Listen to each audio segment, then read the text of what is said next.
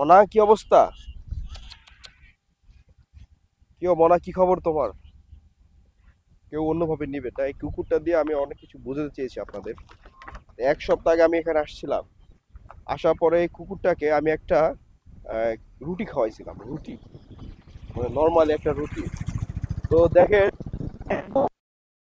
দিকে কিচ্ছু নাই, এইদিকে নাই, এইদিকে নাই, কোথাও কিচ্ছু নাই, কিন্তু সে কিন্তু ঠিকই আমার কাছে চলে আসছে। 1 সপ্তাহ আগে আমি কিন্তু ভুলে গেছি গা যে আয় আয়। দেখেন, ও কিন্তু, ওকে শুধু আমি একটা রুটি খাওয়াইছি, কত 10 টাকা নিছিল। তো এই রুটিটা খাওয়ানোর পর ও কিন্তু ঠিক চলে আসছে আমার কাছে। তো ওর ভিতরে কৃতজ্ঞতা বোধটা আছে, কিন্তু আমাদের কিছু মানুষ জাতি আছে, তো ওদের ভিতরে কোনো কৃতজ্ঞতা বোধ তো দূরের কথা। ওদের যত ওই খাওয়াবেন তত পর্যন্ত খাওয়াবেন, ভালো থাকবেন, যখন খাওয়াবেন না। শুধু একটা রুটি ভাই, একটা রুটির কয় টাকা দাম? 10 টাকা না 15 টাকা নিছে। আমি অর্ধেক খাইছি, পরে খাইতে পারি না, 4 রুটি খাইছিলাম। পরে রুটিটা ওকে আমি খাওয়াইছিলাম।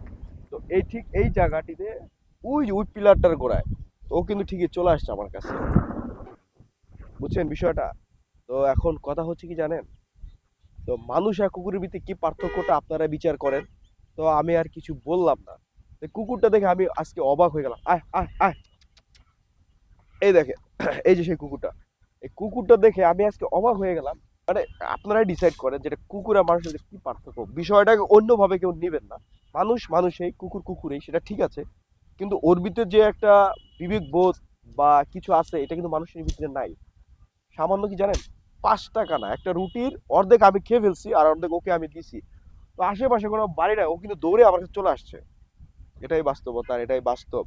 তো ডিসাইড করেন, আপনারাই কমেন্টে জানান যে কেন ও আসছে, কেন আসছে, ভালোবাসার টানে আসছে। তো যারা আমার চ্যানেলটা সাবস্ক্রাইব করে নাই ভাই, অবশ্যই সাবস্ক্রাইব করে দেন।